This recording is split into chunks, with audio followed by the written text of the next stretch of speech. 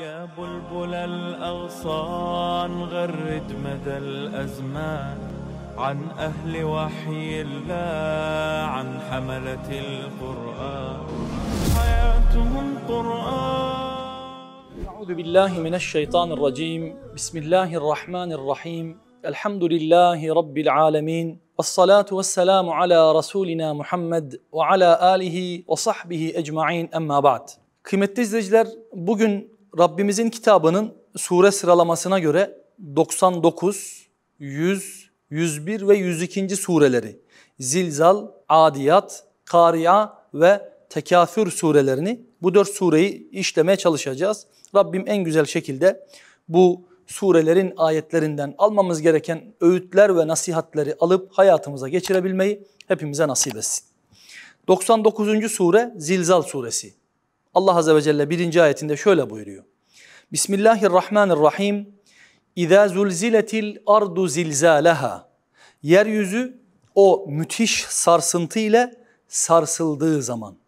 Allah Azze ve Celle Kur'an'ın birçok yerinde kıyametin o dehşet anlarını tasvir ederek, kıyametin o akıllarımızı yerinden çıkartacak, kalplerimizi durduracak, gözlerimizi donduracak olan o dehşetli anlarını ne yapıyor? Bizlere anlatıyor, bizlere tasvir ediyor ki kıyamet gelmeden önce bizler nefislerimizi hesaba çekelim, Rabbimize olan kulluğumuzu gözden geçirelim ve en güzel şekilde kendisine kulluk yapalım diye o büyük gün gelmeden önce o büyük gün için hazırlık yapmamızı Allah Azze ve Celle bizlere hatırlatıyor.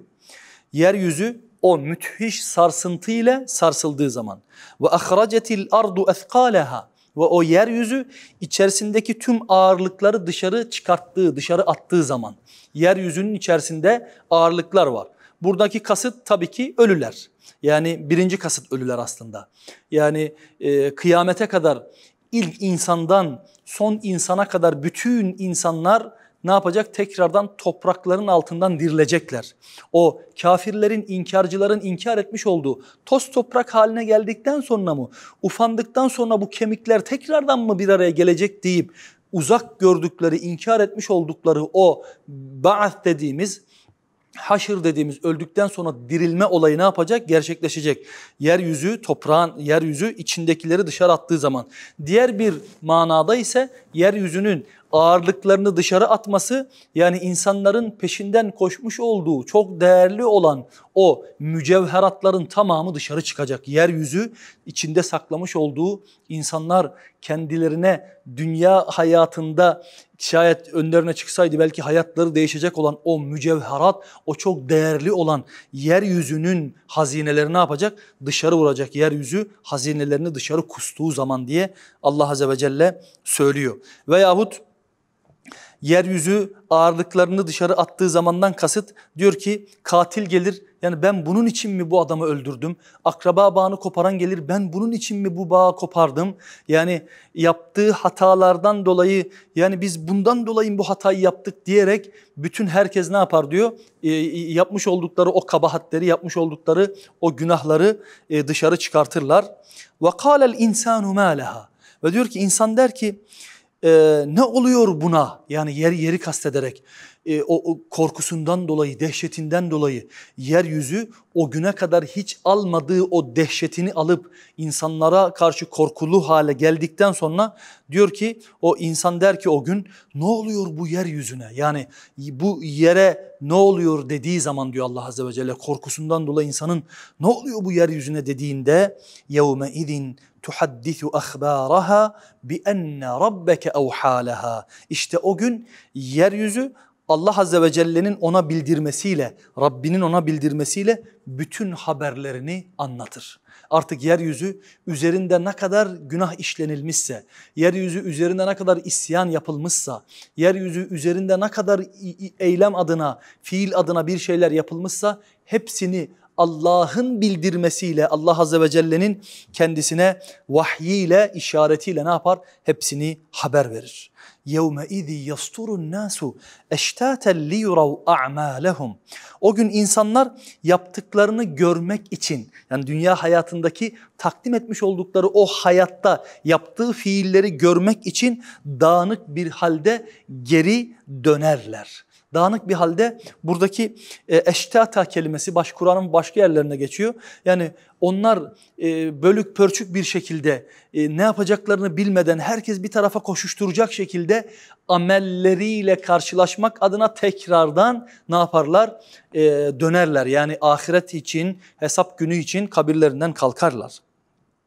Ve o gün فَمَنْ يَعْمَلْ مِثْقَالَ ذَرَّةٍ خَيْرًا يَرَهُ. Artık hesap günü gelmiştir. Artık dünyada yapılan amellerin teraziye konulma günü, mizan günü gelmiştir ya. Allah Azze ve Celle diyor ki her kim zerre miskali hayır işlediyse onu bulacaktır diyor. Her kim dünyadayken zerre miskali. Zerre miskalinin tarifi aslında çok zor. Güneşin bir odaya vurduğunda o güneşin ışınlarının içerisinde uçuşan tozlar vardır ya, o tozlardan bir tanesidir zerre. Yani küçüklük ifade edilmiştir. Küçüklükle, basitlikle mübalağa yapılmıştır ama ne kadar küçük olursa olsun, ufacık bir amel dahi kişi yapmış olsa, belki onu yaparken hiç yani karşılık beklemeden dahi yapmış olsa onu dahi bulacaktır. وَمَنْ يَعْمَلْ مِثْقَالَ ذَرَّةٍ شَرًّا يَرَهُ. Ve her kim şer adına zerre miskali neyi yapmışsa onu da görecektir, onu da bulacaktır diye Allah Azze ve Celle söylüyor. Rabbim seyyiatlarımızı hasenata tebdil eylesin. Allah Azze ve Celle günahlarımızı bağışlasın. Allah Azze ve Celle kusurlarımızı, ayıplarımızı örtsün. Onların hepsini hasenata tebdil eylesin. Veya hasenata dönüştürecek kulluk yapabilmeyi, o kendisini razı edecek, sayfelerinizin hepsini temizledim, hepsini beyazlaştırdım diyecek o güzel kulluğu, güzel imanı ortaya koyabilmeyi Rabbim hepimize nasip etsin. Evet kıymetli kardeşlerim, 100. sure Adiyat suresi. Allah Azze ve Celle bu surenin de ilk 5 ayetinde yeminle başlıyor. Kasem ederek Allah Azze ve Celle bizim dikkatimizi çekiyor. Vel adiyati dabha. Andolsun o harıl harıl koşanlara, atlar kastedilmiştir burada. Allah yolunda koşan o atlar burada kastedilmiştir ki Allah yolunda cihad eden atlar, kafirlere karşı koşuşturan o atlar kastedilmiştir ki fel muriyati qadha. Andolsun o koşarken tırnaklarının taşlara, kayalara vurarak çıkartmış oldukları o ateşlere, kıvılcımlara Allah Azze ve Celle yemin ediyor. Andolsun ateş çıkaranlara, yani tırnakların taşlara çarpmasıyla birlikte çıkan o ateşten dolayı Allah Azze ve Celle diyor ki andolsun ateş çıkartan o atlara fel mughirati subha ve sabahleyin düşmana baskın yapanlara, sabahleyin düşmana sabahın daha ilk saatlerinde saldıranlara, Allah'ın dinini yeryüzüne hakim kılmak için, Allah Azze ve Celle'nin adaletini yeryüzünde tatbik etmek için, Allah Azze ve Celle'nin koymuş olduğu sünnetullahı bütün insanlara ulaştırabilmek için zalime karşı mazlumun yanında Allah'ın dinini hakim kılmak adına mücadele eden o yiğitlerin binmiş olduğu atlara ve o atlar vesilesiyle ortaya koyulmuş olan o şeylere Allah Azze ve Celle yemin ediyor. Burada ise sabahın daha ilk saatlerinde baskın yapanlara فَاَثَرْنَ بِهِ نَقَعَ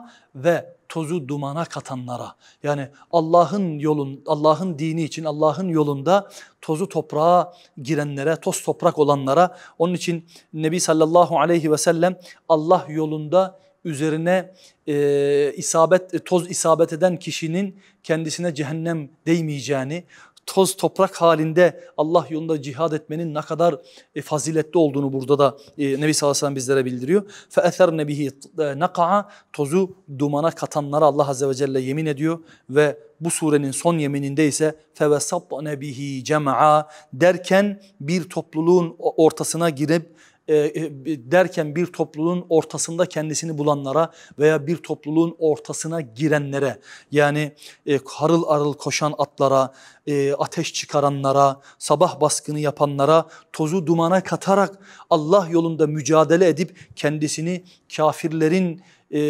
ortasında bulanlara, kendilerini o kafirlerin mağlup olmuş olduğu, yere serilmiş olduğu cesetlerinin ortasında bulanlara yemin olsun ki innel insane li rabbihi lekenut. Diyor ki Allah Azze ve Celle şüphesiz insan çok nankördür Rabbine karşı. İnsan Rabbine karşı çok nankördür. Allah Azze ve Celle'nin kendisine vermiş olduğu nimetlere karşı nankörlük yapar. Ve innehu ala zalike leşehid.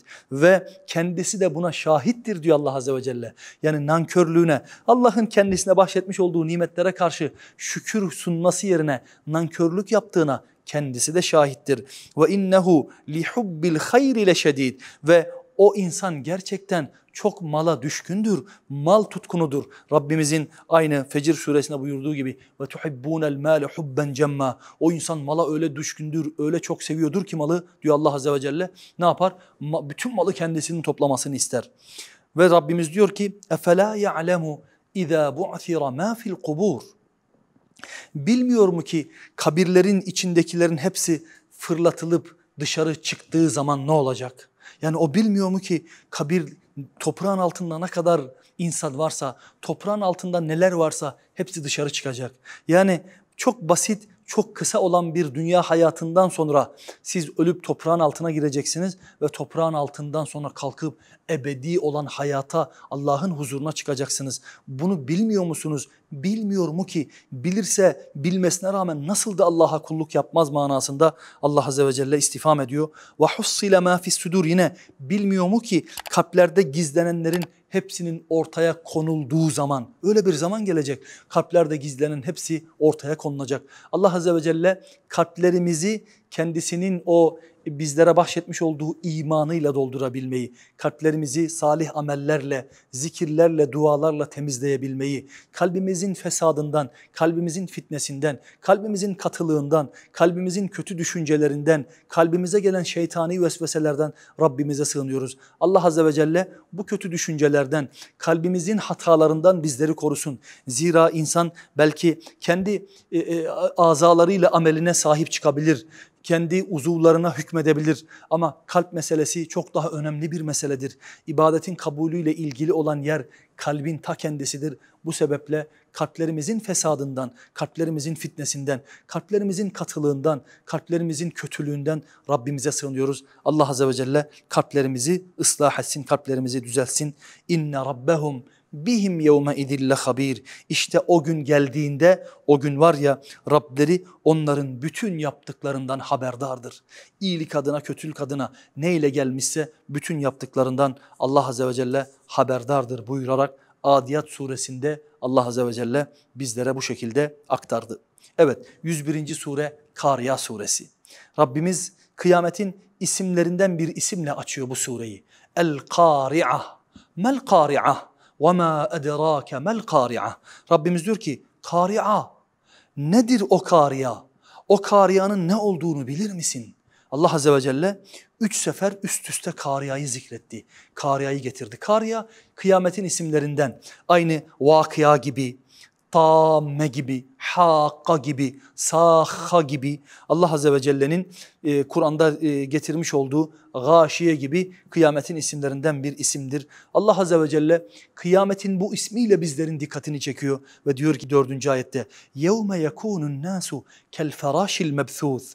O günün dehşetinden, o günün o büyük sıkıntılarından dolayı, o günün o şiddetli halinden dolayı o gün insanlar etrafa serilmiş böcekler, kelebekler gibi, haşereler gibi olurlar. İnsanlar artık herkes kendi derdine düşmüş. O günün şiddetinden dolayı böyle herkes koşuşturma içerisindedir buyuruyor Allah Azze ve Celle. Başka bir ayette ki ennehum ceradun munteşir. Etrafa saçılmış çekirgeler gibidir diyor Allah Azze ve Celle. Herkes bir şeyin peşinden koşmaktadır buyuruyor. Ve tekunul cibalu kel ihnil menfuş. Dağlar atılmış renkli yünler halini almıştır. Renkli yünler gibi, pamuklar gibi olmuştur.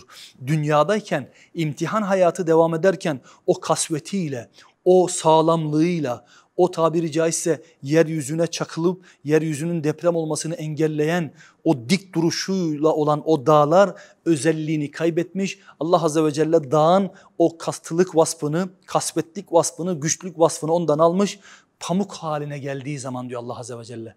O gün ne olur? Dağlar atılmış renkli yünler, pamuklar haline alırlar. فَاَمَّا مَنْ ثَقُلَتْ مَوَازِينُهُ Kimin tartıları o gün ağır gelirse, kim dünyadayken Allah'a kulluk yaparken hazinesine, kefesine salih amelleri çokça doldurmuşsa, Allah katındaki o tartıda kimin tartısı ağır gelirse فَهُوَ فِي عِيشَةٍ رَاضِيَةٍ O hoşnut olacağı bir yaşantı içerisindedir.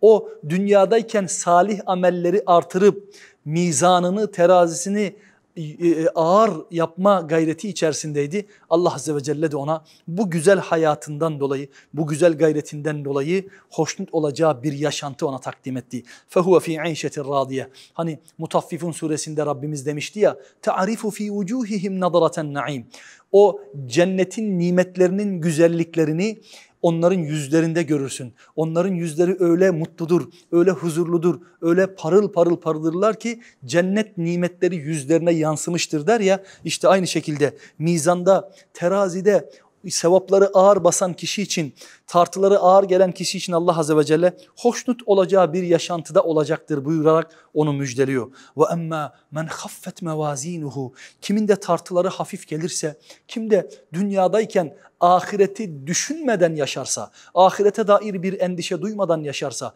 ahiret hazırlığı yapmadan yaşarsa, şöyle hafif bir salih amel adına hafif bir yükle gelirse, salih amel adına yani hiçbir şey yapamamışsa فَاُمُّهُ haviye İşte onun anası haviyedir buyuruyor Allah Azze ve Celle. Onun anası haviyedir. Buradaki ana kelimesinden veya anne kelimesinden kasıt hani nasıl bir bebeği kucağına alır, bir bebeğin barınağı, bir bebe için en mutlu yer, en huzurlu yer anne kucağıdır ya, onun varacağı yer anne kucağıdır ya, işte Allah Azze ve Celle burada ana kelimesi bunun için kullanmıştır. Peki وَمَا اَدْرَاكَ مَا هِيَ Nedir o haviye, bilir misin? Haviyenin ne olduğunu sana ne bildirdi? O haviyenin ne olduğunu sen bilir misin diye Allah Azze ve Celle bunun dehşetini, bunun korkusunu büyütmek için bizim tasavvurumuzda daha fazla tehdit edilmek, daha fazla korku alıp nasihat almamız adına Allah Azze ve Celle bu soruyu soruyor ve yine kendisi diyor ki narun hamiye. O haviye kızgın, alevli bir ateştir. O hararette ve şiddette zirveye ulaşmış olan, doruğa ulaşmış olan ateştir buyuruyor Allah Azze ve Celle. Rabbim terazilerimizi ağır gelecek şekilde sevapları, güzellikleri, hasenatı ağır basacak şekilde bir hayat yaşayabilmeyi bizlere nasip etsin.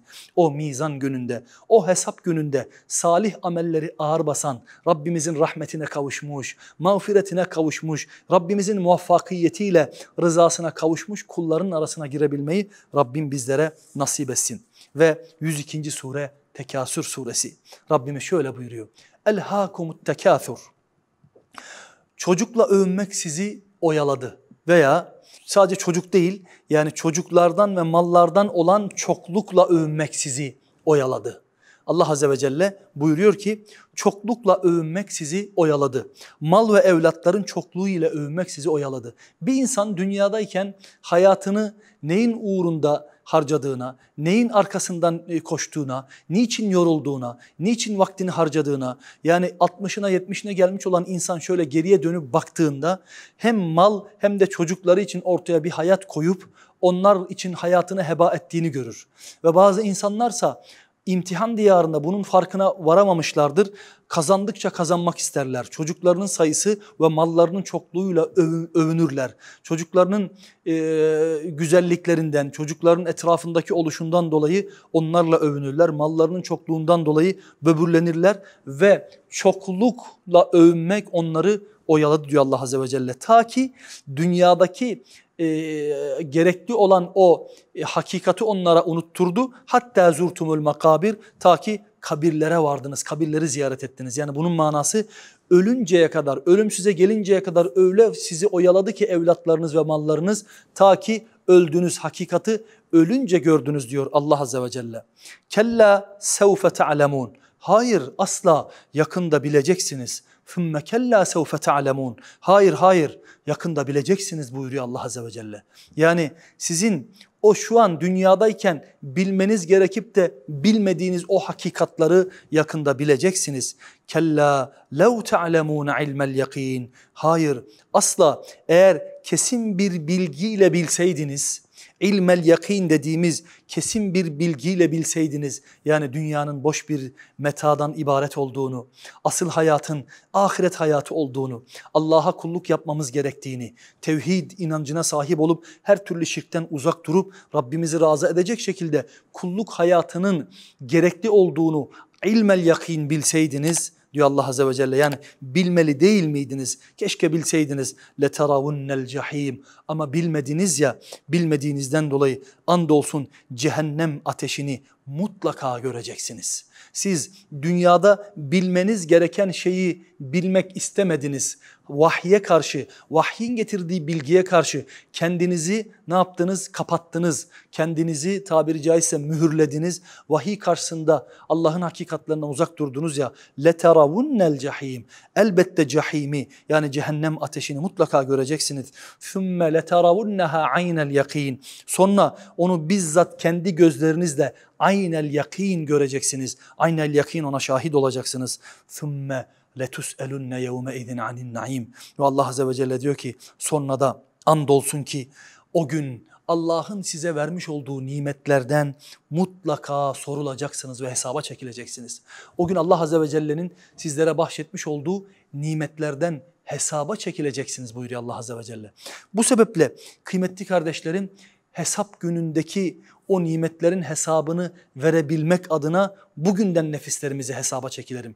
Bir gün Nebi sallallahu aleyhi ve sellem bu ayetten bahsederken sahabelere onların almış olduğu, onlara isabet eden, onların kazanmış olduğu o nimetlerden, Allah'ın kendilerine ikram ettiği nimetlerden bahsederken nimetlerin hesabını onlara söylüyor. Bu nimetlerin hepsinin hesabını vereceksiniz. Ona göre yaşayın, ona göre Rabbinize kulluğunuzu yerine getirin. Hesap günü çetin olacak deyip bunlardan bahsederken sahabenin en fakiri olan ve sahabe nezdinde de bilinen en fakir kişi ayağa kalkıyor. Diyor ki ey Allah'ın Resulü ben de mi hesaba çekileceğim? Üzerinde hiçbir şey yok. Yani bir peştemal var göbeğiyle diz kapağı arasını örten, ayağında çarığı dahi yok. Üzerinde bir elbisesi dahi yok. Hiçbir şekilde kimsesi yok, evi yok, barkı yok. Mescitte yatıp kalkan birisi, yemek bulursa karnını doyuran, birisi önüne koyarsa karnını doyuran, yoksa günlerdir belki aç kalabilen bir kişi ben de mi hesaba çekileceğim ey Allah'ın Resulü deyince Nebi sallallahu aleyhi ve sellem diyor ki evet sen de hesaba çekileceksin.